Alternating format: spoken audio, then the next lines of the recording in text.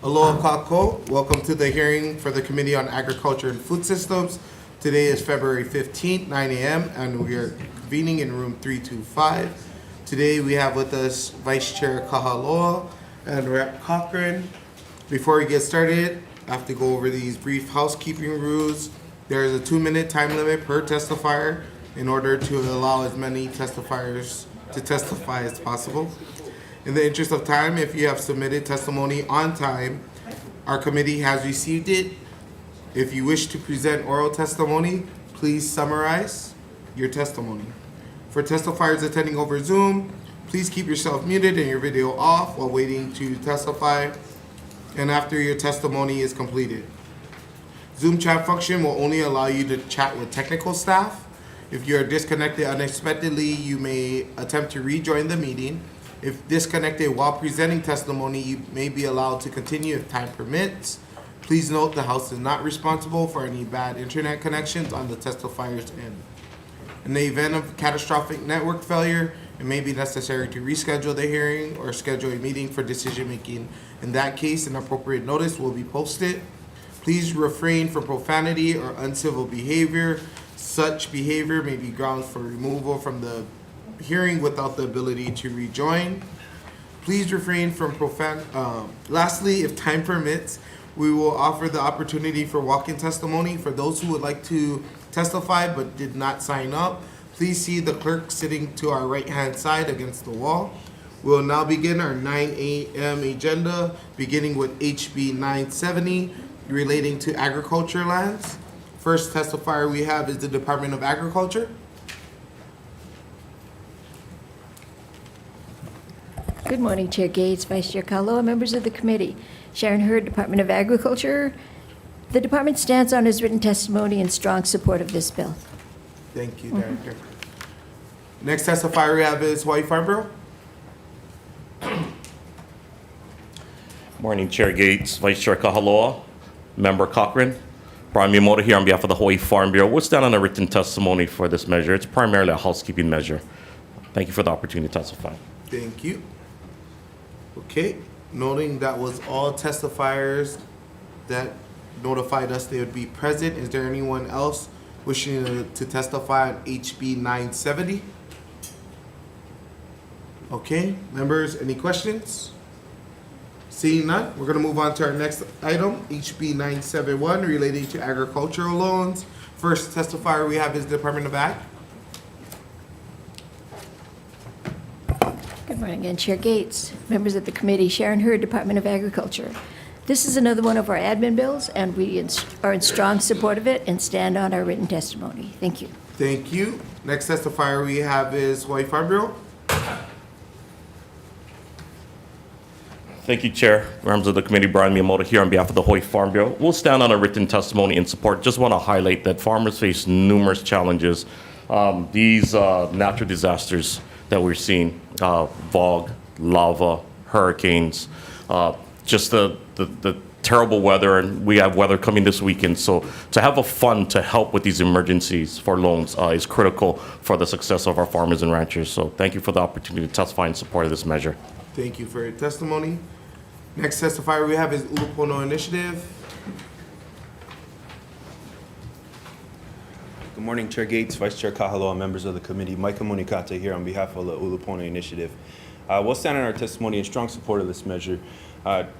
You've heard the last couple of testifiers speaking to the worth that comes with our ag loan program. It's definitely a very important resource to have for our ag producers.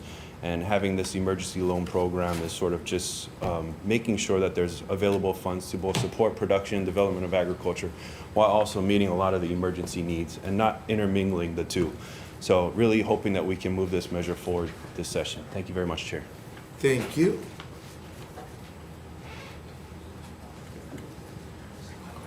Okay. Noting that was the last testifier indicating they would be present, is there anyone else wishing to testify on HB 971? Okay, seeing none, members, any questions? Seeing none, we're going to move on to our next measure, HB 1182, relating to the Department of Agriculture. First testifier we have is the Department of Agriculture. Good morning once again, Chair Gates, Vice Chair, members of the committee. Sharon Hurd, Department of Agriculture. We stand on our written testimony and respectfully oppose this bill. We're happy to take questions later. Thank you. Next testifier we have is White Farm Bureau. Thank you, Chair, Vice Chair, members of the committee. Brian Miyamoto here on behalf of the Hawaii Farm Bureau. We'll stand on our written testimony in support. Just want to highlight that the cost for the EIS is pretty high, and this is for our small farmers in Panaeva. So we do ask that, water is a critical need for their farming operations. So it is for wells in Panaeva. So we do ask for your support for this measure. Thank you. Okay, noting that was the last testifier indicating they'd be present. Is there anyone wishing to testify on HB 1182? Okay. Any comments, questions, concerns, members? Sure. Vice Chair. Oh, sorry. Director Hurd, please. I just had a quick question on the opposition because the funding is to support the EIS process and that the lessees would pay for infrastructure improvements to the agriculture park in Panaeva. So would that change anything for you? It's just oversight to the EIS process is the intent of what we see in this bill, and that to allow for the infrastructure improvements by the lessees. Let me call on our Ag Resource Management Administrator for that. Brian Cow. Brian Cowell, Agriculture Resource Management Division, Department of Agriculture, Chair, Vice Chair, members of the committee. I'm sorry, could you please repeat your question? So the question is related to just ensuring that the understanding that DOA understands that the intent of the bill is not to pay for the EIS and drill the wells, that the wells will be drilled by lessees, but the funding in the bill is to help support just getting that EIS through so that then the lessee can do the infrastructure improvements on the leases they are on. I see what your distinction is. In this case, I think the process is probably, in our opinion, just a lot cleaner to go through the grant process where it can go straight to the lessee instead of through the department, so that the process can proceed that way. It's a lot cleaner. Thank you. So Sure. if we clean up the language, would that change the testimony in more comment form versus in opposition? If it went into a grant, I would believe so, yes. Okay, thank you. Thank you, Rep. Ward. Thank you, Chair. Madam Director, again, please. Why does this report cost $2 million just to drill a well? I mean, do we know there's water below the table, which is not eons far away, or why is it going to cost that much? Thank you for the question. We'll call up Mr. Cow again. Oh, he's the numbers guy, okay. Yeah. Resident engineer, sir. Brian Cowell, Department of Agriculture, Chair, Vice Chair, members of the committee. When it comes to Chapter 343, the numbers can vary from as low as a low five-figure amount up into, sky's the limit. And the issue is whether or not it qualifies as an environmental assessment or gets triggered into an EIS. In this case, we don't know. And unfortunately, we don't have any answers to your questions. We don't know where the groundwater table is or any of those issues.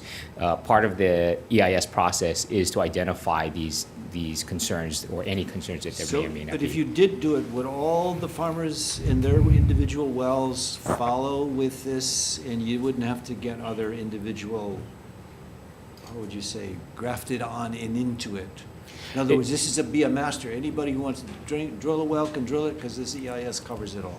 It depends on the scope of the EIS. Does it cover this parcel or does it cover the greater parcel? And again, the bigger the parcel covered, the higher the cost will be. For that amount of money, it should cover, I would figure, many acres. Yeah, I couldn't say. It really depends on whatever they find. It could be much less. It could be that amount. It depends on what the process This committee in reveals. this building wants to help farmers, and we get this kind of stuff to, hey, we got to get Mother May I to get you water and that amount of money, and we're not sure how much and Yeah. what the regulation is. It's a bit sad. Sorry, Chair, that's my commentary, and that was not a question, but a frustration. Sir. Thank you. Thank you. Any other comments, questions, concerns? Seeing none, we're going to move on to our next measure, HB 443, relating to agriculture. First testifier we have is the Department of Ag.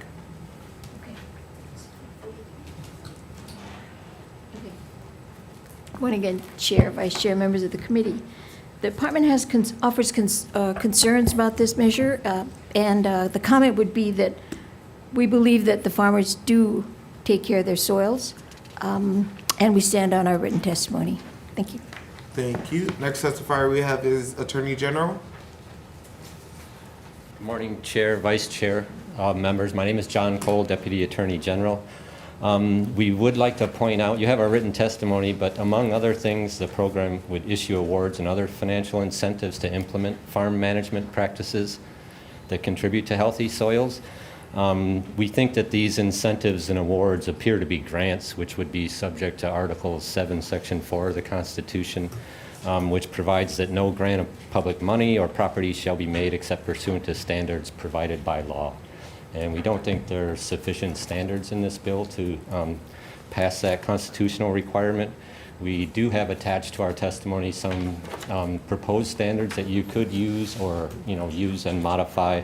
And we also provide a few cites in the testimony to statutes that do employ adequate standards for their grant programs. Thank you for your testimony.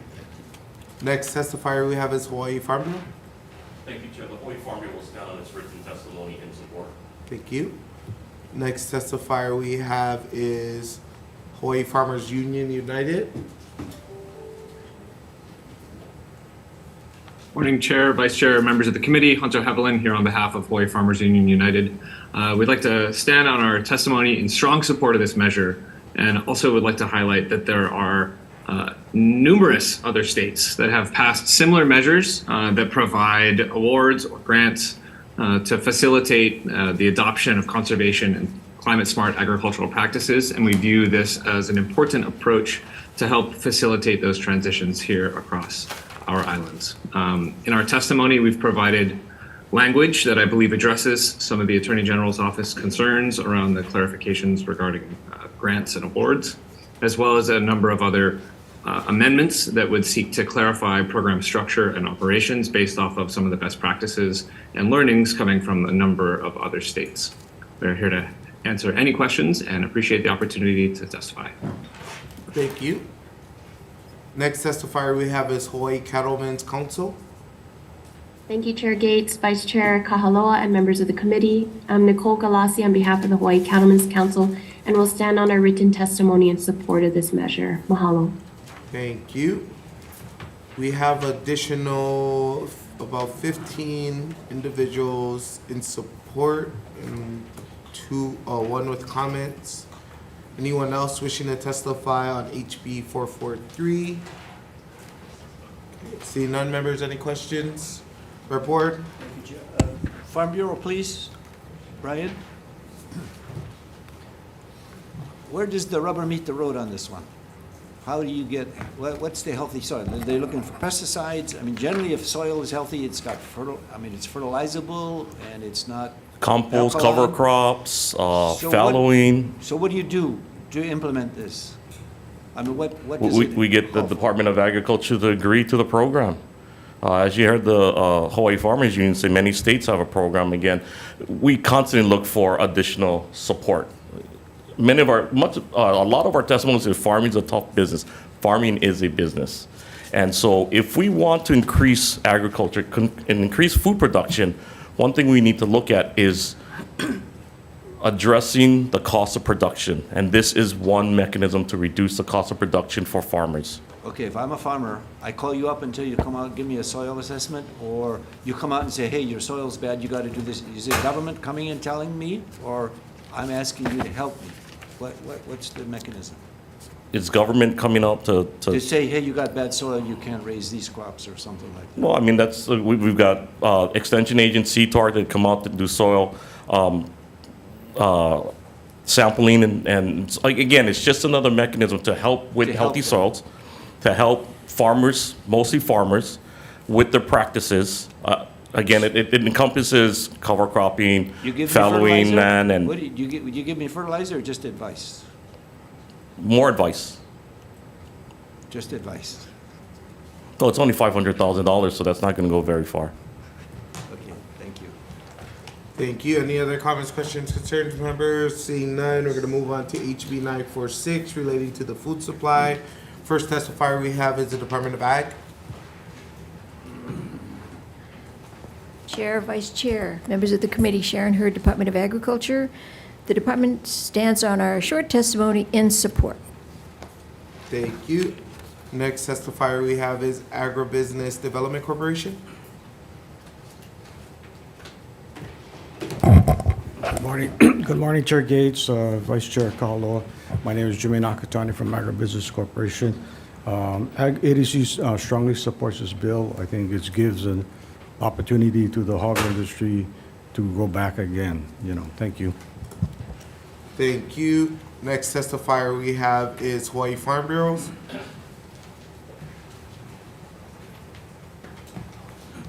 Thank you, Chair, Vice Chair, members of the committee. Brian Miyamoto here on behalf of the Hawaii Farm Bureau. Hawaii Farm Bureau stands in strong support, actually, of this measure, or I stand in strong support personally.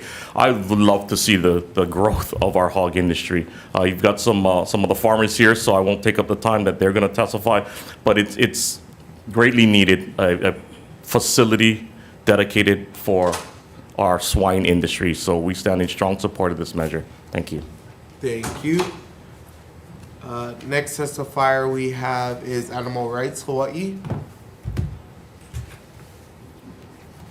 Okay. In opposition, next testifier we have is Hawaii Cattlemen's Council. Aloha Chair, members of the committee. My name is Nicole Galassi on behalf of the Hawaii Cattlemen's Council. We stand on our written testimony in support with the message that we do respectfully suggest that the ADC will plan, design, and construct the animal slaughterhouse, but that private sector should be in charge of running the operations of the facility. Thank you. Thank you. Next testifier we have is SK Natural Farms.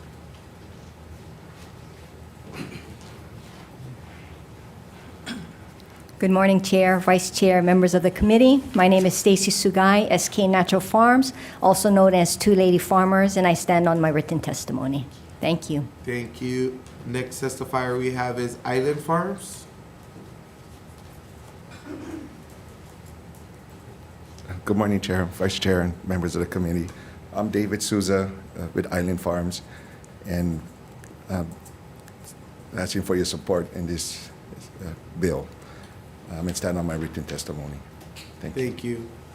Next testifier we have is David Wong.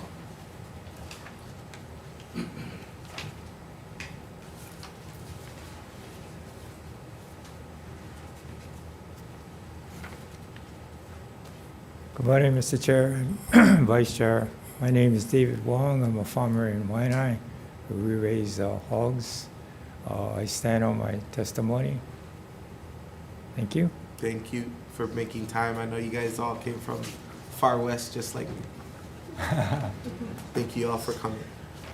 Okay, noting that was the last testifier wishing to testify on HB 946. Anyone else wishing to testify on HB 946? If not, members, any questions? Chair. Rep Ward? The Ag Development Corporation, please. Yes, sir. Simple question. Yes. Why didn't you guys already do this? Why have we waited this long? The demand has been for years. Why are we doing waiting this? until now? Yeah, why now? Wow, because, this is, if you look at what's happening with the hog industry, this is an opportunity for us to bring back the hog industry for Hawaii. Okay, so they present a great opportunity, and for agribusiness, we see it as something for the whole industry, for food sustainability. So we took it upon ourselves to say if they need the help, we're gonna help. We're gonna step up and help them. But I heard the cries 10 years, 5 years. It's been a continual shortage of capacity that some of them were not doing what they were wanting to do. Well, I think So you're that- saying it's on time? Yeah. Well, I mean, it's about time is what I guess I'm saying. Yes, I agree with you. Okay, thank you. Okay, thank you. Thank you, Chair. Thank you. Rep. Russo? Quick question for Director Nakatani. So I'm just curious if you feel that you folks have the capacity to do this work. I know you're involved in a lot of different projects at the time, so. Yes, we have, capacity. It's a matter of, the way I see it is that we're not going to operate the farm. We're going to find, the slaughterhouse. We're going to find another entity to do it. I don't think even the Department of Agriculture would want to do that, something like that. So we build the infrastructure, then we pass the duties on to people like David and the corporation or their nonprofit or maybe another entity to operating because they can best do the job. Okay. So Thank we're you. only the builders. Thank you. Any other questions?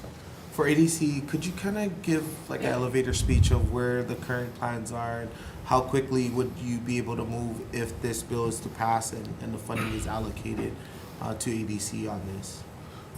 So again, what was the question, please? So the question is, if you could give a brief description of where the current plans are right now for Okay. the future of the slaughterhouse, Yeah. as well as how quickly would you, or the timeline of how quickly you'd be able to move on this operation once this bill is Yeah. passed and the funding is allocated. Okay, so presently, if you wanted David, somebody can explain it better than I can, but presently, the slaughter's been done at the Kailua Slaughterhouse, belongs to DOA. They have some issues with, slaughtering because when you slaughter cattle, big animals versus small animals, it's quite a different operation. And I think the cost was getting cost prohibitive for the small animals. And I don't only mean hogs, look at goats and sheep and stuff like that are coming about, we're starting to raise. So it would make sense to form another smaller unit to address the small animals, right? So I would think that, given the timeline, it depends on, of course, we got to do the another supplemental EA, things like that. But I would think that hopefully within a year we would have almost everything lined up, and it's a matter of, building it, going out, and everything else like that. Okay. So I would say within 2 years we should be doing quite a bit of work. Yeah. Okay. And then how would you guys collaborate with the Department of Ag on this? Is there any collaboration needed with the Department of Ag to Yes. execute this? The land that we're going to build the slaughterhouse, and I'm not sure right now technically who it belongs to because there was a push for DLNR to withdraw some of the lands in Kailua. But I think between the two agencies, they agreed that they're going to set aside 3 acres for the slaughterhouse. Okay, so collaboratively, yeah, we've all agreed that the slaughterhouse should go on this 3 acres adjacent to the present slaughterhouse. Okay. Okay, Thank you. all right, thank you. Okay. Chair, Any can I follow that up, please? report? Sir, there is a written testimony that says the bill does not specify the species of animals to be harvested and processed. Is this only for hogs or for cattle? What about, in other words, should the bill say with specificity all these Yeah, certain we could animals? amend it, but it's, I saw that, but it's Okay, a you saw small animal slaughterhouse, which means hogs, sheep, goat, basically that. Yeah. So everything that's not a cow? Yes, not a big animal. I don't think we have a word for that in English. Okay, just. Thank you.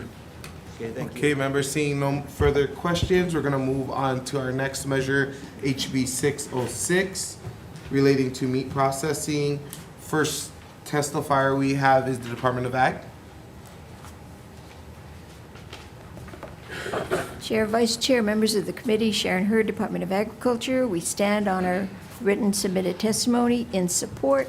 Want to comment, though, as this bill moves along, we're asking for a little bit of a longer timeline than to have distribution by 7/1/2024. Thank you. Thank you. Next testifier we have is Hawaii Farm Bureau. Thank you, Chair, Vice Chair, members of the committee. Brian Miyamoto here on behalf of the Hawaii Farm Bureau. You have a written testimony in support. I think we've testified on several bills regarding this issue. Again, we're looking to help Maui County, Maui Island, Molokai with axis deer, and all of our counties with feral pigs. But again, not having those proteins wasted, finding a way to get those proteins processed and also into the hands of the food banks and other community feeding programs for our neighbors, families, and friends in need. Aloha. Mahalo. Next testifier we have is Hawaii Cattlemen's Council. Thank you, Chair, Vice Chair, and members of the committee. Nicole Galassi on behalf of the Hawaii Cattlemen's Council. We stand on a written testimony in support. Mahalo. Thank you. Noting additional support from 8 individuals and organization, is there any other testifier wanting to testify on HB 606? Okay, members, any questions?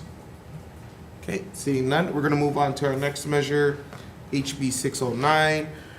First testifier we have is Department of Ag. Chair, Vice Chair, members of the committee, Sharon Hurd, Department of Agriculture, we support this measure and want to also additionally comment that this is important for the other bill, 606, to move forward. Happy to answer questions after. Mahalo. Next testifier we have is Hawaii Farm Bureau.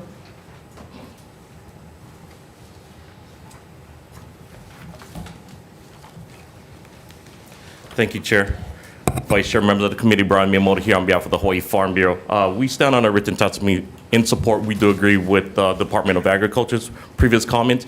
606, but also for the slaughterhouse for the small animals. So all of these livestock issues, this is critical. The 3 inspector positions. We do want to request, Chair, we've heard the department previously state that they believe it'll take $1 million. The $250,000 that's within the bill right now is actually just for the 3 positions, but they say for the program, they're going to need $1 million. I believe they said that in previous testimony, so we do request that the bill be amended to increase the amount to $1 million. Thank you for the opportunity to testify. Thank you. Next testifier we have is Hawaii Cattlemen's Council. Thank you, Chair, Vice Chair, and members of the committee. Nicole Galassi on behalf of the Hawaii Cattlemen's Council. We stand on our written testimony in support, and I just want to highlight what we've been testifying on all of these processing bills is that we want to make sure that any state program is in addition to federal programs, not an additional layer that needs to be done. That it is expanding options, not adding more regulation. Thank you. Thank you. Noting that was the last testifier indicating they'd be here to testify, is there anyone else wishing to testify on HB 609? Okay. I do want to note that we do have 1 Oregon's opposition, 1 in support, and about 4 individuals in support of this measure. Okay, members, any questions, comments, concerns? Chair. Vice Chair Kahaloa. Director Hurd, please. Quick question Vice Chair. about the comments in your testimony related to maybe supervisory roles of the 3 FTE. So we had 1 million requests from Hawaii Farm Bureau. So I just want to talk about the meat inspector program supervisor and how we're going to get to your comment about the key additional critical position that's needed. Thank you for the question. We have Dr. Maeda here from our Animal Industry Division. I'll call on him to answer. Good morning. Isaac Mehta, from the Administrator for the Animal Industry Division. The reason why Farm Bureau is testifying that it costs more is because we had, made that comment earlier in another hearing. Because in addition to the meat inspectors, you need someone to stand as a supervisory or veterinary medical officer role above them. This person has to have the specialty type of, qualifications to operate the meat program. And the reason we want to do that is because it's very difficult for us with our mission of disease mitigation and other types of things that we're doing. For a new program to come in, I don't want to be pulling away our limited veterinary medical officers from their current duties in other areas of animal disease control and rabies quarantine and that kind of stuff. So adding on a supervisor, veterinary medical officer type position is going to probably increase the just the payroll alone to nearly 500,000. So on top of that, then you have to have operating costs to run the program.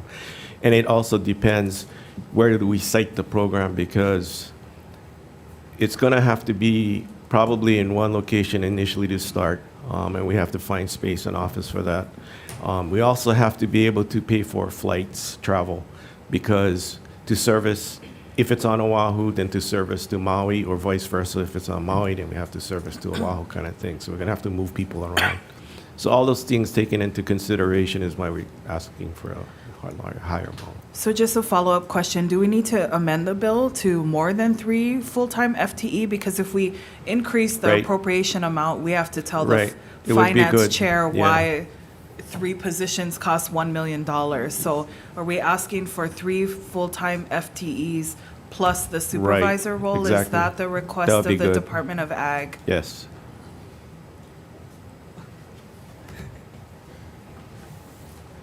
Thank you for that opportunity to clarify. Yes, it's very important, as the doctor commented. And an additional is that all of these bills that have to do with testing, and we're relying on a laboratory service. I think you've seen in several bills prior to this that there's testing required. That would be included in the 1 million, as we test also for soil health and different things. So it's a big ask, but we're willing to go with the big ask. Thank Okay? you very much. Next, Rep. Pruso. I just have a quick question about, well, I guess for the Department of Ag, about the same measure and the addition of that additional permanent veterinary medical officer. So there's a measure also moving that's going through the Health Committee that would cite that particular officer in the Department of Health. Do you think that you need both? I think we have different functions. Let me call on Dr. Yeah. Med again. I'm not aware of the veterinarian in the Department of Health. I know that the Department of Health previously had a public health veterinarian. To That deal with was animal disease? Yeah. Yeah. But I'm not sure what role they're looking at, but I don't believe that would be involved with meat inspection. Okay, so there wouldn't be an overlap or a duplication? No. Okay, No. thank you. They do food safety and that kind of thing through FDA and their sanitation branch, but not. Yeah, I think it's mostly about the spread of disease Yeah, so that between would be their animals and disease people. investigation branch, Right, right? right. Yeah. Okay, okay, great. Thanks so much, Chair. Thank you. Thank you. Report. Madam Director? Chair Gates. Just Oh, a Chair Wood. point of I mean, clarification, Report. that Report. HB 609 and 606 are joined at the hip. If you do one, you do the other. Otherwise, they're not It- separate, as important as they are One together. does not rely on the other, but they would service each other. They would need the other. Okay. Yeah? Just to be clear. Thank you. Okay. Thank you. Thank you, Chair. Thank you. Seeing no further questions, we're going to move on to our next measure, HB 692, relating to pesticides. First testifier we have is the Department of Ag. Thank you, Chair Gates. Vice Chair, members of the committee, the Department of Agriculture stands by the written testimony and supports this bill. We have help online for questions. Thank you. I think you guys have two folks. We have Greg Takashima on here as well. Greg, did you want to say anything? Good morning, Chair Gates, Vice Chair Kahaloa, and members of the committee. Greg Takashima here, Acting Pesticides Program Manager with the Department of Agriculture.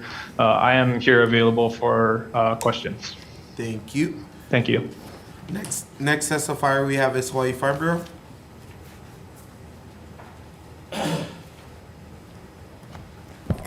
Thank you, Chair, Vice Chair, members of the committee. Brian Miyamoto here on behalf of the Hawaii Farm Bureau. Hawaii Farm Bureau respectfully opposes this measure. We're seeing increases doubling and actually going fivefold for pesticide violations. We agree pesticides need to be used properly, but we think that there are enforcement issues. We prefer to see actually the pesticide use revolving fund cap increase. Right now, I believe it's $1 million, increase it, so that we can do better education, better enforcement, allow the department more tools. Again, we do respectfully oppose this measure. Thank you for the opportunity to testify. Thank you for your testimony. Next testifier we have is Hawaii Pest Control Association. Thank you, Chair, members of the committee. I'm Tim Lyons with the Hawaii Pest Control Association, and we are in opposition to this bill. I think the natural inclination is anytime we have a stated amount in the statutes, we should up it every so often for kicks. However, we think in this case that's not necessarily the case. I mean, most monetary penalties are there not only for a punishment, but also as to provide a deterrent. And I'm not aware of cases in our industry, at least, where we've had those kinds of incidences that need to have additional fines imposed other than what's already there. So based on that, we're in opposition. Thank you. Thank you for your testimony. We have about 9 organizations and individuals in support, as well as 2 in opposition, 1 offering comments. Is there anyone else wishing to testify on HB 692? Please state your name for the record. Clayton Kubo, Waimea, Kauai. I did send each and every one of you a 65-page repeat violators. I hope you got it, Rep. Gates. I sent it to you multiple times. I came from the island of Kauai just this morning. This measure is so important to me. Big time. 65 pages. So you figure out if the average was 12 on each page, you're talking almost 800 repeat violations. 800. But I know had more than that. So please consider moving this, because it seems like repeat violations, the violators, they don't even care. And I'm still waiting on the Department of Agriculture to give me a call. Greg, you know what I'm talking about, okay? This had happened in December of 17, just last year. So we're talking Friday, it's gonna be 2 months already. I'm waiting on the inspector, because in actuality, Kauai right now doesn't even have an inspector. So I had to reach out to Oahu, and I'm still waiting. I'm still waiting. And that guys that had that stuff that came into my vehicle on December 17th, they're on that list too. They're on that list. Mahalo for your time. Again, Clayton Kubo, Waimea, Kauai. Rep. Gates, mahalo for even introducing this bill. Mahalo. Okay? Thank you for your testimony. Okay, members, I think that was our last testifier. Anyone else have any comments, questions, concerns? Report? Thank you. Mr. Kubo, on that list, please, on the list you have, are those guys who were given the first $1,000 and they repeated it again and again? That list came, as far as I understand, that list came from the Department of Agriculture. Talk to Greg. Yeah. Okay. Yeah. So because it's repeat, yeah, not first offenses, repeat. Yeah. That's what I'd asked for, is the repeat, guys. Okay. Thank you, Mr. Kubo. Mr. Mahalo. Lyons, Tim, from your lens of the pesticide businesses, $1,000 is not slapping their hands strong enough. We got to go 5,000 to get the list down, or would you challenge the size of the list of repeat offenders? Well, I haven't seen the list, so I don't know how to challenge it one way or the other. But I can tell you that most, in the pest control guys' case, which are structural pest control operators that do homes and structures, that most of those are really family-run businesses, and a $5,000 fine could set you back tremendously, yeah, in 1 month. I mean, it's all negative, right? So it's only, these are not just Kauai guys, right? They're island-wide, okay. Thank you, Tim. Thank you, Chair.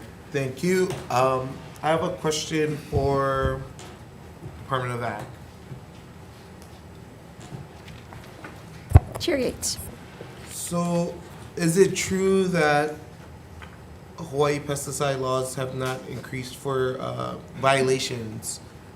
The fines for the violations have not increased in Hawaii for 22 years. The testimony is largely a collaboration between the chair's office and the staff, so I'm going to defer to Greg. Okay, Greg, you're up. Yeah, Chair Gates, yes, that is true. That is specifically for the commercial applicators. The fines have not increased And for 22 years. Yeah. for private pesticide applicators, it's over that 50 years. Is that correct? Yes, that is correct. Okay. And then the pesticide branch has also issued and closed almost 100 notices of violations for companies or individuals who have repeat use violations. Is that correct? Yes, that is correct. So do you think that this measure gives you guys more capability as well as more teeth when it comes to going after these violators? It very much so. You know, it allows the bill allows us the latitude to increase the fines, right?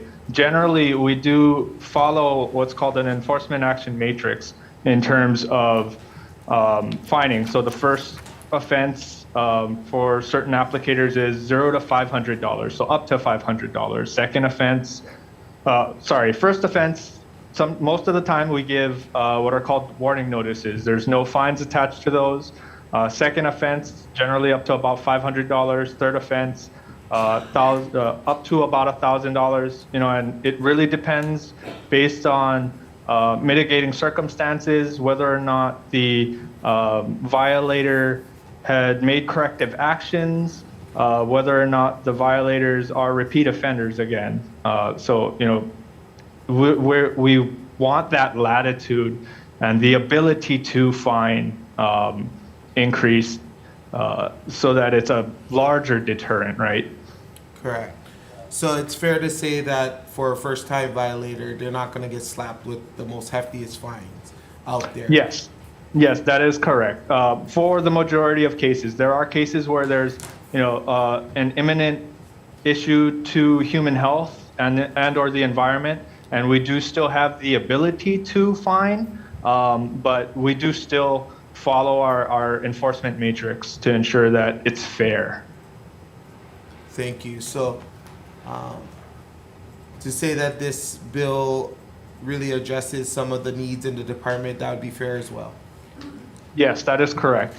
Because generally, when we don't get cooperation from multiple violators, we reach out to EPA, our contacts at EPA. They have much larger penalty, the ability to penalize and fine. Generally, those fines do go back to the federal government. When they're paid, they are not provided back to the department, even though we're the ones who have done a lot of the inspections and the inspection work. Okay, got it.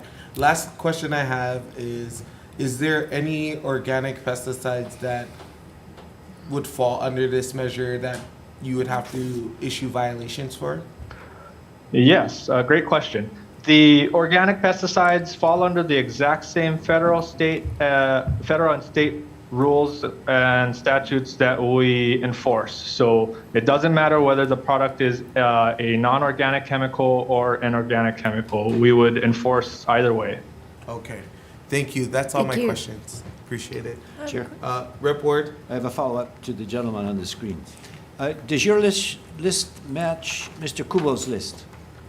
Yes, we And- did provide Mr. Kubo with the list of multiple violators that was done through the UIPA request. Are first-time violators on that list? No, they should not be. Okay, so these are perpetual. Okay, thank you. I have to ask then the Farm Bureau. Brian, your testimony says, hey, look, these are not criminals, they're not bad guys.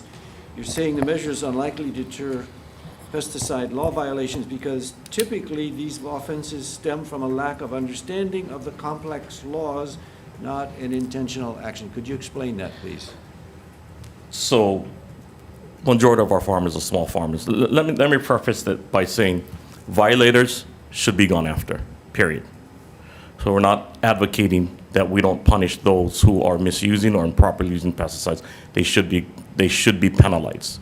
We believe that again, with small farmers, these penalties may be huge for our small farmers. Majority of our farmers are small. 25% of our farmers produce $1,000 of sales or less. So we're looking out more for the small farmers, the impact that it may have. Again, But Brian, does this impact the farmers or the guys who do the pesticides who are small business, or we're talking about the same small business guys are the farmers? anybody who utilizes pesticides. So the pest control folks are talking about pest control at home. This would also, anybody that uses pesticides, this would apply to. So both for the agriculture community and the pest control community. We're not speaking on behalf of the pest control community, just on behalf of the small So this just is farmers. just the small farmers. Well, that is our concern. Again, we don't want to stand here and say we don't believe that there should be pesticide enforcement, pesticide laws, pesticide punishment for misusing or improperly using pesticides. Absolutely. So if not this bill, what's the solution? Well, the bill already there's already penalties in law. What this bill is doing is just increasing those penalties. So you're saying it's not needed? We have concerns that it may impact the small farmers. We do hear the testimony that it would be a deterrent. We believe the deterrent is there. End of the day, if it is increased, we need to do a better job in the ag community to work with our farmers, work with the department, and make sure that our farmers are utilizing pesticides correctly and educate them. And that's why we advocate for more resources for the department so that they can do more education, also more enforcement. As you heard the testifier from Kauai say. Good. Okay. Thank you, Rep. Peruso. Also for you. So you also represent large corporate ag producers, correct? Representative, yes, we do. We represent all farmers, Right, small, medium, including large. the GMO seed companies. And I'm wondering if you've made yourself aware of the data that's been recently collected and aggregated and shared with the community in Central Oahu about the impact of pesticides in Central Oahu by a few large actors. I have not seen that yet, Representative. I highly recommend that you do, because it shows that about 280,000 pounds of active ingredients, that doesn't even include the passive ingredients, have been used by a few large actors on particular parcels, and it doesn't even rise to the level of violating our pesticide laws, but it impacts my community. And I think that if you're going to lobby on behalf of these folks, it would behoove you to make yourself aware of that information. I will. Thank you so review much. it. Okay. Thank you, Chair. Thank you. Noting that was all the questions, comments, concerns, we're gonna move on to our next measure, HB 849, relating to animals. First testifier we have is the Humane Society of Hawaii, of the United States. Okay. Next testifier we have is Kulau Pets.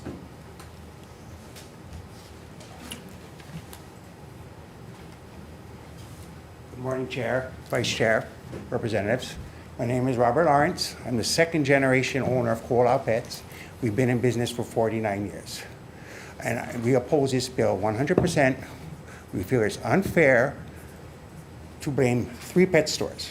There's only 3 pet stores in this island, and probably the whole state that sells puppies. And there's no way that we're responsible for what the Humane Society claims we do. We're a responsible business. We've always been a responsible business, and that's why we survived 49 years. And then this also troubles me with this bill being, the Humane Society proposing this bill. The Humane Society works with Petco and PetSmart hand in hand, and for good reasons. They help adopt dogs there at Petco and PetSmart, which is good, and they offer spay and neuter programs. But they work hand in hand with them, and it's just a conflict of interest that they would be supporting a bill like this. And as far as a small business like us and 2 more that sells these animals, this would probably put us out of business. And us as small businesses, we have signed leases that we're obligated to keep. Whether or not we open or close, we have to pay that lease. And that would devastate a small business is. Not only for losing a job, but for some of us losing our houses. And it's just not fair to somebody who's done it the right way for such a long time.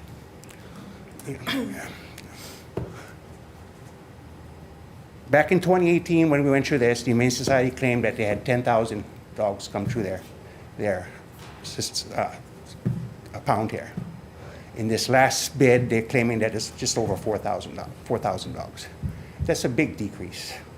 And in a time when there's been an increase over the whole United States because of this COVID shutdown, there's been a lot of animals going to the pound. It has increased across the whole country, even some of the states that do not have pet stores.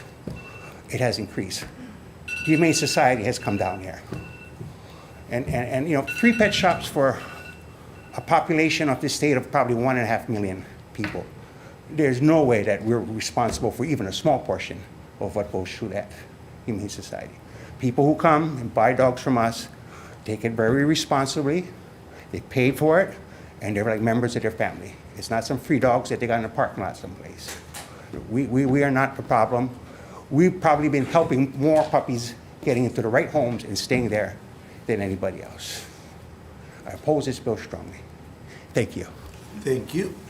Next testifier we have is Best Friends Animal Society. Good morning, Honorable Chair, Vice Chair, and committee members. My name is Elizabeth Orrick. I'm the National Manager of Puppy Mill Initiatives for Best Friends Animal Society, and I'm here on behalf of our Hawaii members, supporters, partners, and staff in full support of HB 849. This is not about any individual pet stores and how well they're doing their business. It's really about where those animals are coming from. The substandard breeding that occurs in these mostly out-of-state facilities that Hawaii has no way of regulating or inspecting means that unsuspecting buyers are often faced with a pet having physical, genetic, and psychological problems that can cause them to be surrendered to shelters when the emotional toll and the vet bills become insurmountable. So it's not just a humane issue, it's a consumer protection issue. And yet there is a viable alternative for these stores, which is for the stores to transition to a humane business model that focuses on profitable products and services, as thousands of pet stores like Petco and PetSmart are already doing very successfully, and ideally allowing space for shelters and rescue groups to showcase adoptable animals. It's really a win-win for the pets, consumers, the pet stores, and the state. I would just like to mention that this would also not impact private breeders who could continue to sell directly to the public, and it would not prevent anyone from adopting an animal. We believe this legislation is a fair, effective, and reasonable way to prevent an endless supply of inhumanely bred pets from coming into the state so that consumers are protected and fewer animals will have to suffer in order to supply the retail pet trade, and to support local shelters by getting companion animals into retail settings where they have a greater chance of being adopted by the public. And that's why more than 460 cities, counties, and states have already enacted similar legislation to what you are considering. And Best Friends and our members, supporters, partners, and staff throughout Hawaii hope you will do the same. Thank you so much for allowing me to speak and for considering this important reform. Thank you for your testimony. We're going to move on to our next testifier, Hawaiian Humane Society.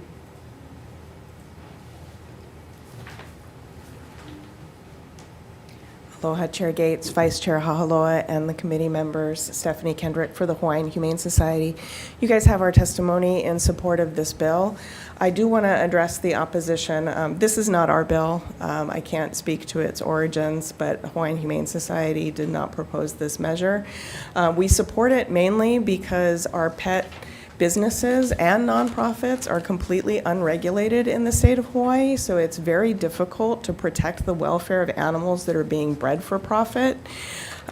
We would also acknowledge that there are a number of local pet stores who don't sell animals at all and are extremely successful selling products to pet owners like myself who spend a fortune on our animal family members. So that is where the industry is moving. But if the committee wants to make changes to this bill, I would really urge you to at least increase the transparency for consumers and for animal law enforcement so that we can protect the animals being bred for profit.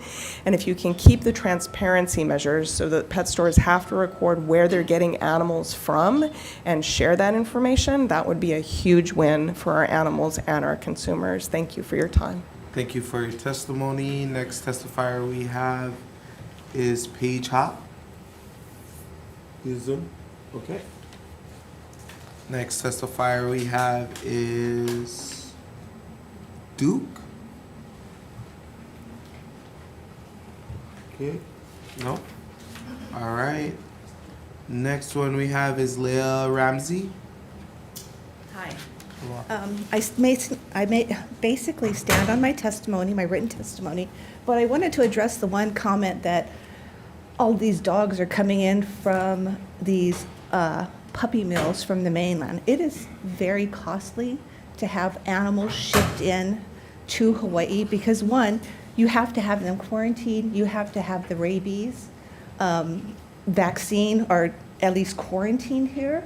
You know, you can't just bring over any dog randomly, okay? So that there's a cost prohibitive thing to shipping animals here. Many years ago, there was a pet store that brought in animals from New Zealand and Australia, and they were puppy mill dogs, and people found out about it. They were very dissatisfied, and that business is out of business now, okay? So this whole idea that the animals that are ending up at the Humane Society are coming from the pet stores is wrong, okay? It is wrong. And if you remove purchasing animals from a pet store, you remove a safe and secure venue for people to acquire their family pets, okay? A lot of these dogs, some of them are really, really expensive. You're talking like $10,000, $5,000, you know. Would you want to search on Craigslist to try and find a person on island that's breeding them? Would you feel comfortable meeting that person in a parking lot or a beach park with $5,000 or $10,000 cash in your hand? Or would you rather walk into a well-lit store and say, I'm looking for this animal. Do you have these? Are you getting them in? Will you call me when they get them in?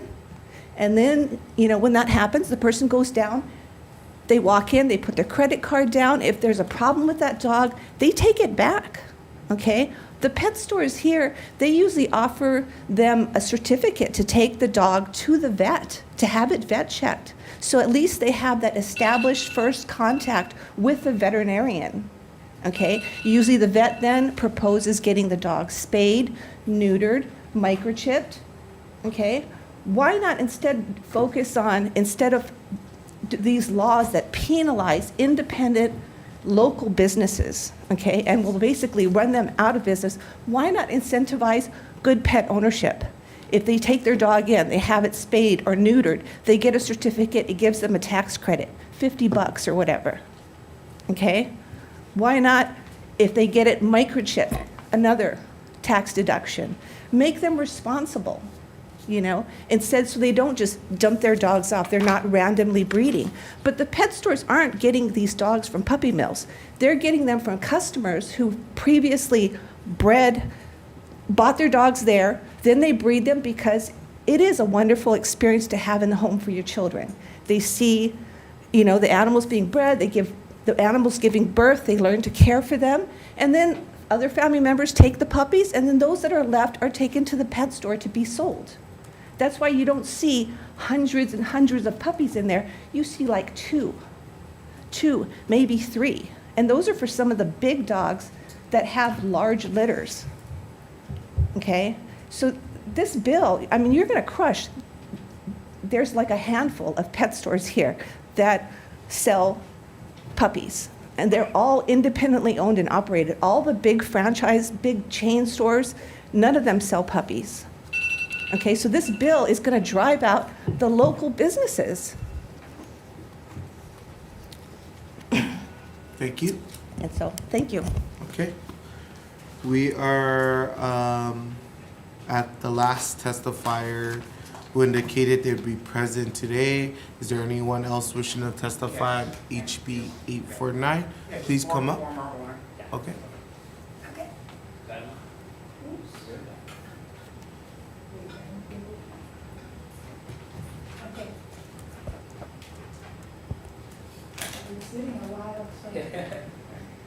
Take your time. Take your time. Okay, I'm fine. Hi. Good morning.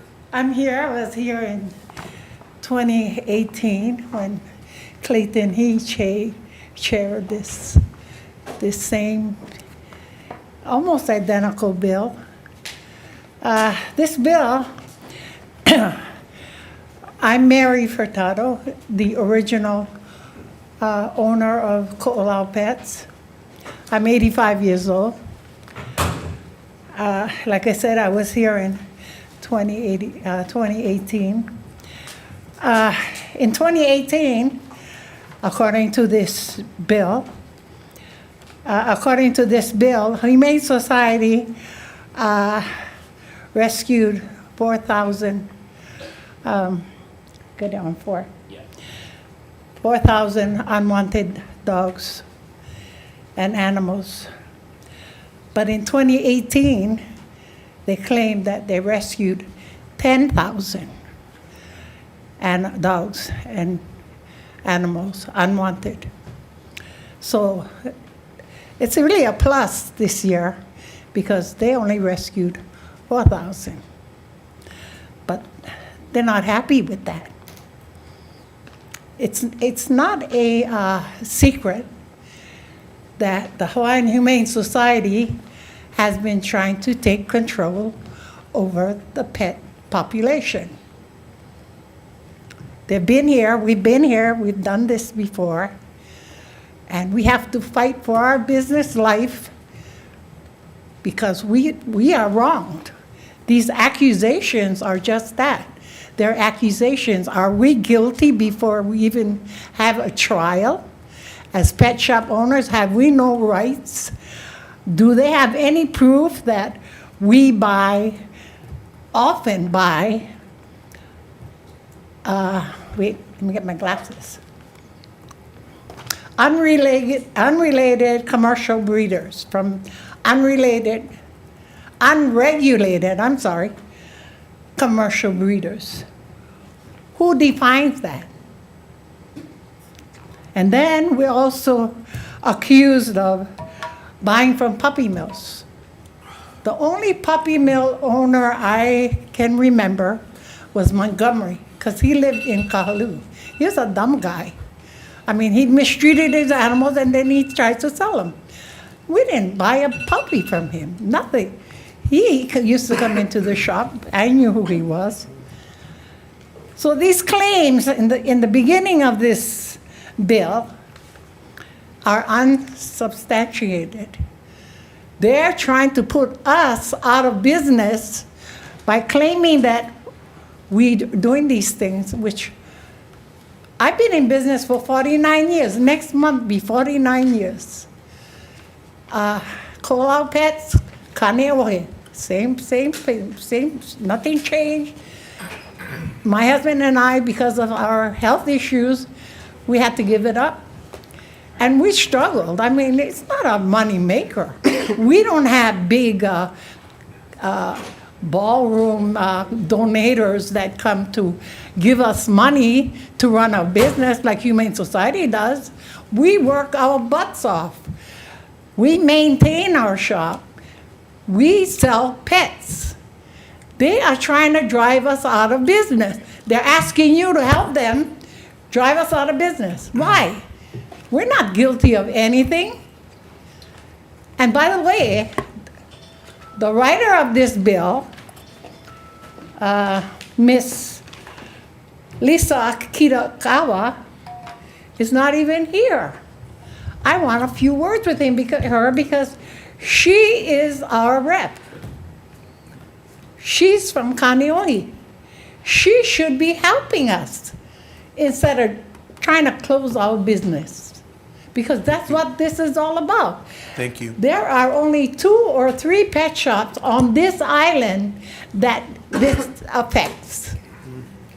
Because there are not too many pet shops anymore. And so I'm fine. Am I limited? Yeah, you passed your time. Okay, about that's fine. Twice as much. But we did get your anyway, testimony. think very hard because I don't think you're clear as to what's happening here. But I'm very clear. I'm just old. Mahalo. Thank you. Mahalo. And wise. Okay. Noting that was the last testifier on this measure that indicated to be present. Is there anyone else wishing to testify? Can I add just one more? We can move to, go ahead. Aloha, Chair Gates. Inga Gibson with Pono Advocacy. I'm sorry, I guess my testimony didn't come through. I'll be sure to submit that afterwards. I just wanted to mention that contrary to my young appearance and age, I was actually an animal control officer here about 20-something years ago when I was in my teen years. So I know firsthand how it is to have unregulated breeding going on. To this day, there are still no regulated breeders. There are no laws, no rules, no regulations, no state agency that regulates any kind of animal breeding. So we can't distinguish between regulated or unregulated. They're all unregulated. So that's why this bill is really so significant. We need some basic oversight. And again, speaking from being on the front line and unfortunately not seeing any improvement. Another thing I wanted to mention was that responsible breeders, if there were any responsible breeders here, would be the first to tell you that they would never sell their animals to a pet store. They want to meet the potential owners of those animals, of their animals. They really care about these animals. They want to do the interviews. They want to meet the people. They want to make sure that they are the right home for those animals. People that really care about the animals also care about the origins of the animals, the conditions they were raised in. Let's not forget the mothers that are churning out these puppies. If you're purchasing an animal from a pet store, you're not going to be from a breeder. You're not going to be able to ever see the conditions they were raised in. In addition, I really appreciate the testimony of the businesses here, and this measure would by no means, close down their businesses. It just simply states that we want to ensure that the sources, that the conditions that these animals were raised in, if known, can be passed along to the consumer. So it would require that they acquire these animals from humane sources, which would be from the local shelters, where the animals obviously would be examined by veterinarians, be spayed and neutered, be microchipped, be given a health exam. Obviously, we don't know the origins of a lot of the animals that end up at the shelters, but there is that additional safeguard, obviously, with the animals being examined. And again, any ethical breeder would never sell to a pet store to begin with. So mahalo for the opportunity. Thank you. Thank you for your testimony. Go ahead, we'll take please make it brief. Thank you, real quick. First of all, from the lady on the TV, I apologize, I forgot her name, claiming that we get puppies from the mainland. Absolutely false. Nothing comes from the mainland. It can't. It has to be quarantined. By the time you sell it, it's impossible. Secondly, all of our puppies, before they leave the shop, once they come in, they get vet care, shots, worming if necessary, and anything else. After they are sold, they are sent back to the vet with the puppy for another double check exam. At that time, they're thought about spay and neutering. That's all done through our shop. And all our puppies come from people that we know, that we've been dealing with for decades. It's not, you can't just call us up and bring in a puppy. We have to know you, we have to go through the process, and it's once or twice a year from per person. Anybody calls more than that, we do not take puppies. All of us work that way. We're very careful. Thank you. Okay, members, any questions? Chair. Ward? I have about 75 questions, but if you would agree to kill this bill, I'll not ask any questions. How's that for a deal? Thank you. Okay. No more questions, comments, concerns. We're going to move on to our last two bills, HB 576. First testifier we have is the Department of Ag. Chair Gates, Vice Chair, members of the committee, the Sharon Hurd Department of Agriculture, we stand on our written testimony in opposition and comment that this type of animal control is better under the jurisdiction and currently under the jurisdiction of the counties. Thank you. That was all of the testifiers, noting they would be present for HB 576. Anyone wishing to testify, please state your name for the record. Mahalo, Chair. Inga Gibson, Pono Advocacy. I'm so sorry. I guess none of my testimony went through for today's hearing. I did just want to mention that there is a product that's been on the market for many years. It was developed for use in chickens, actually. It's called nicarbazine, and it actually prevents eggs from hatching. And is currently being used on pigeons, is eligible to be used on just about any avian species.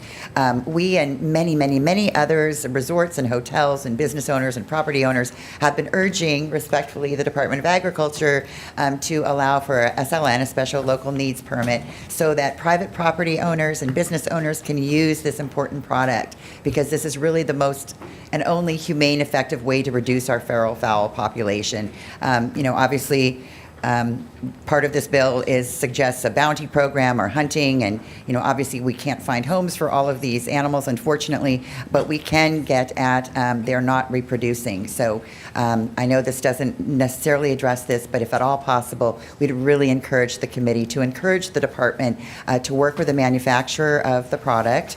The brand name is called Ovo Control, but the chemical ingredient, which is totally non-toxic, not harmful to the environment, doesn't affect mammals, only avian species, that they work with the manufacturer to try to get that approved for use. There are many even businesses that really want to use this product, and we think that this will really help with the feral fowl population.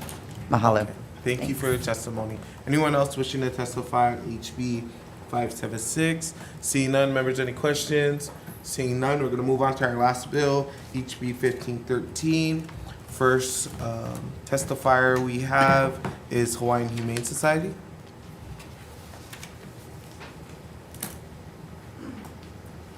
Chair, Vice Chair, members of the committee, Stephanie Kendrick with the Hawaiian Humane Society. We'll stand on our comments in regard to this measure, and if you have any questions, I'm available. Thank you. Thank you. Next testifier we have is Leah Ramsey.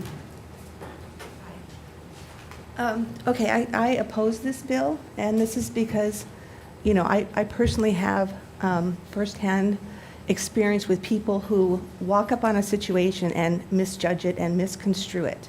Okay, I had to take care of elderly in-laws. They're both in wheelchairs. You can't push two elderly people up, so you leave one in the car, you take them up to the doctor's office when they're safe, and then you come down and get the other one. And I've had people absolutely lose their minds, like, how dare you leave this old person in the car? And it's like all the windows are down.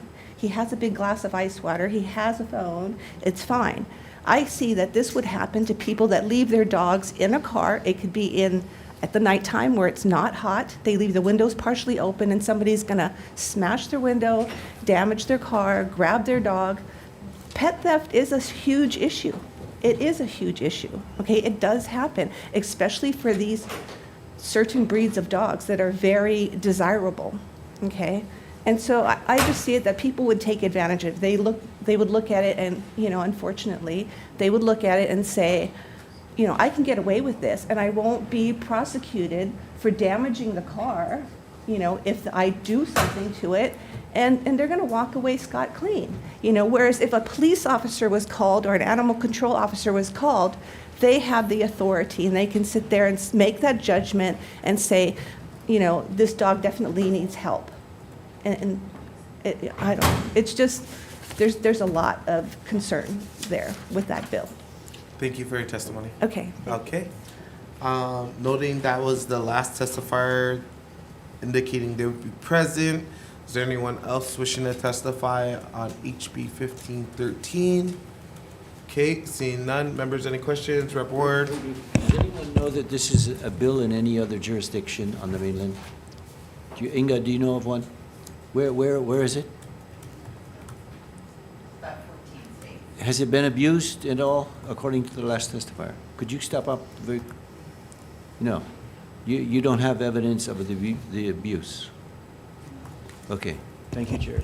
Okay, thank you, members. Noting no further questions, comments, or concern, we're going to recess for decision making. Recess.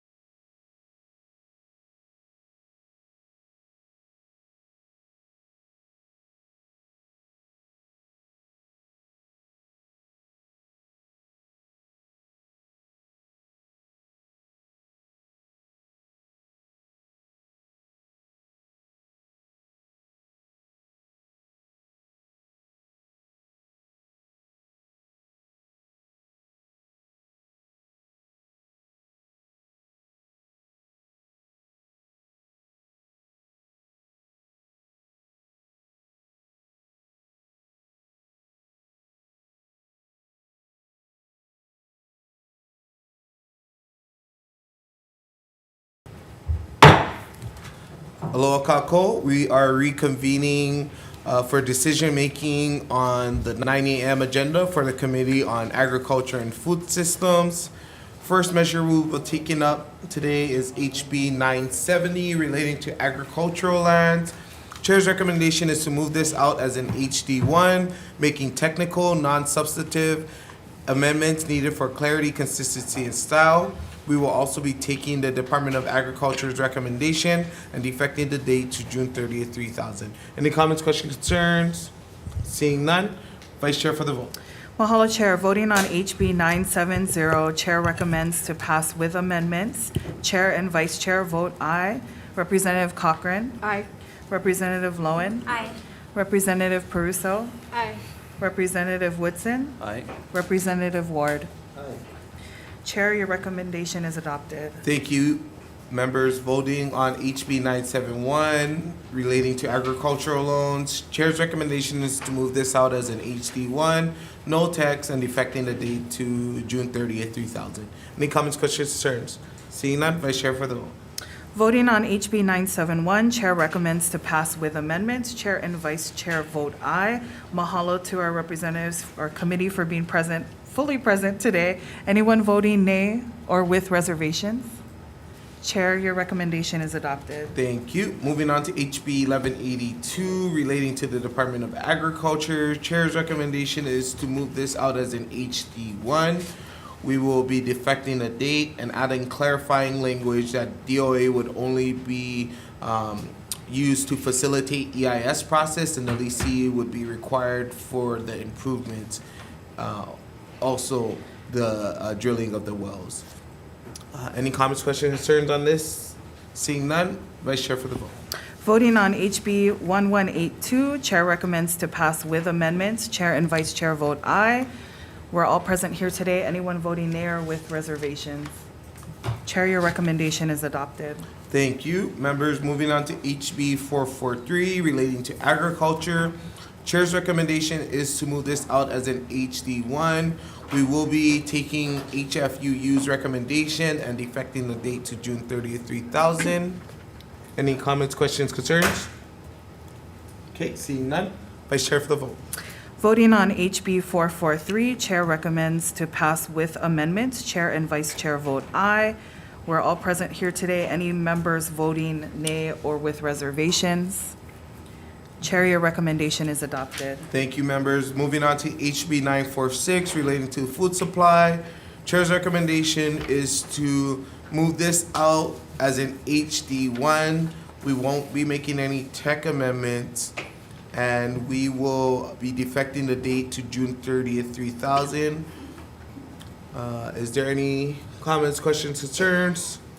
Seeing none, Vice Chair for the vote. Voting on HB 946, Chair recommends to pass with amendments. Chair and Vice Chair vote aye. With all members present, any members voting nay or with reservations? Chair, your recommendation is adopted. Thank you, members. Moving on to HB 606 relating to meat processing. Chair's recommendation is to move this out as an HD1. We're going to keep the appropriation amount blank. We'll be defecting the date to June 30th, 3000, and we will add an extra year for a buffer date in regards to DOA's testimony. And so with that being said, any comments, questions, concerns? Seeing none, Vice Chair for the vote. Mahalo, Chair. Voting on HB 606, the Chair recommends to pass with amendments. Chair and Vice Chair vote aye. With all members present, any members voting nay or with reservations? Chair, your recommendation is adopted. Thank you, members. Moving on to HB 609 relating to agriculture. Chair's recommendation is to move this out as an HD1. We will add language to clarify that DOA would oversee the meat inspection process and wait. No, 609. Okay, you're good. Okay, yes, so we will be moving this out as a HD1. We're gonna clarify that the meat inspection services will be performed under the Department of Agriculture. We will also include in the committee report the $1 million request from DOA to actually execute this. And then we will defect the date to June 30th, 3,000. Any comments, questions, concerns? Seeing none, Vice Chair for the vote. Mahalo, Chair. Voting on HB 609, Chair recommends to pass with amendments. Chair and Vice Chair vote aye. All members are present today. Any members voting nay or with reservations? Seeing none, Chair, your recommendation is adopted. Thank you, members. Moving on to HB 692 relating to pesticides. Chair's recommendation is to move this out as an HD1, no tech amendments, and we'll defect the date to June 30th, 3000. Any comments, questions, concerns? Rep. Ward. Chair, I've got some reservations on this in that, we're trying to build up the farmers and encourage them, and this would be a pretty big hammer for a small farmer who, is probably old and not making very much money, to make a 5-fold increase in the fines. Look, we don't want to encourage pesticides, of course, but I would think if it does pass, at least put in the committee report to do what I think it was the Farm Bureau said. These guys need education and training, and it's not their intent to maliciously say, hey, I want to break the law. So I think if we apply it in a gentle way, it'll make sense. So the committee report, I think, is the way of saving what otherwise looks like it's going to pass. So please consider that, seriously. Thank you, Rep. Ward. If you read the Department of Agriculture testimony, that they mentioned that the fines hasn't increased for 22 years for commercial and 50 for private entities. Also, they include educational resources prior to giving these hefty fines out. And I think that given DOA's testimony that this will be the support they need to actually go after repeat offenders, folks that have violated the law repeatedly. I think this is a tool for them, and I think that we should strongly support this as a committee, and that's why we will be moving it out. But I appreciate your comments and your concerns. And I Thank appreciate you. your explanation. Yeah. Chair, Rep. Russo. I just wanted to thank you for your work on this measure. It's a very important bill. Thank you. Anyone else? Comments, questions, concerns? Vice Chair for the vote. Thank Chair, you. sorry, Oh, go quickly. ahead. Rep. Thank you. Cochran. Yeah, and thank you. I think I spoke with you about Maui County being pesticide-free, and Mr. Kubo's aware of our challenges, but today, we're proven living proof that we can go that route, and we have responsible users. I don't ban all. There's a proper place and time and proper usage of it. So I'm looking forward for this to roll out and to get all state, up to par with Maui County. Thank you. Thank you. Vice Chair for the vote.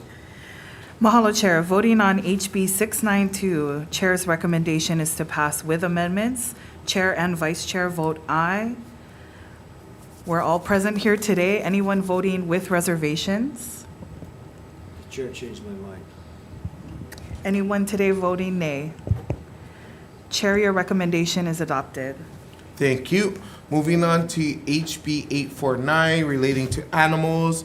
After lengthy testimony we received, as well as speaking to the author on this measure, I think we all agree that this measure needs more work, and so therefore we're going to defer this measure until further notice. Chair, according to the standards of conduct, we have to give reasons why we defer a bill. I just gave reasons. And that is, it needs more work. I Yeah. think it needs more death knells than it needs more work, if my opinion can have been registered here. I don't think this bill belongs in this place. It's a turf war of which we should not be taking sides. It's a part where the metrics, there are so few people are doing this, but the small guys who are trying to make a living are being pushed out. And that's why if we're going to come back with another version of this, I think we need to explain to the public what we're doing. That's, in other words, if you're deferring it, according to the standards of conduct, we're supposed to say why we're deferring something, not just, hey, we're going to work on it again. That's the point of what I the just standards said because of the testimony and we received.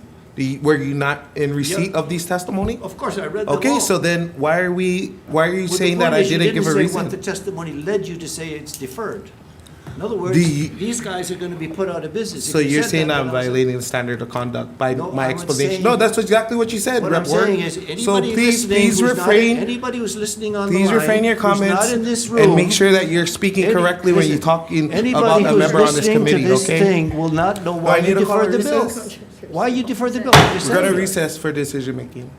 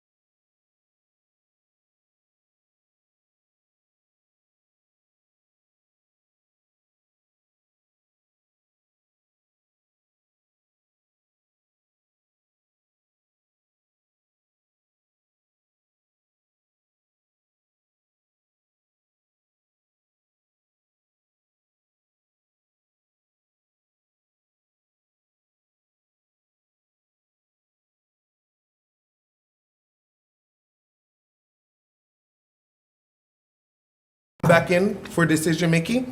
We're gonna again be voting on deferring HB 849, and we're gonna move on to our next measure, HB 576. Chair's recommendation is going to be to move this out as an HD1. We're gonna add the counties to be included in the project for collaboration based on Department of Agriculture's testimony in regards to implementing this collaboration. And we're gonna defect the date to June 30th, 3000. Any comments, questions, concerns? Seeing none, Vice Chair for the vote. Voting on HB 576, Chair recommends to pass with amendments. Chair and Vice Chair vote aye. All members are present today, so are any members voting nay or with reservations? Chair, your recommendation is adopted. Okay, members, we're gonna be moving on to HB 1513. Chair's recommendation is to move this out as an HD1. We're gonna defect the date to June 30th, 3000. I hear the concerns from testimony that there may be unintended consequences, but we're gonna move this to further conversation and discussion around this measure. And with that being said, any comments, questions, concerns? Okay, seeing none, Vice Chair for the vote.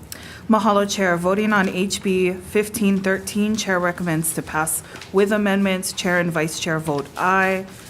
Noting the presence of all members today, anyone voting nay? Anyone voting with reservations? Chair, your recommendation is adopted. Thank you, this hearing is adjourned.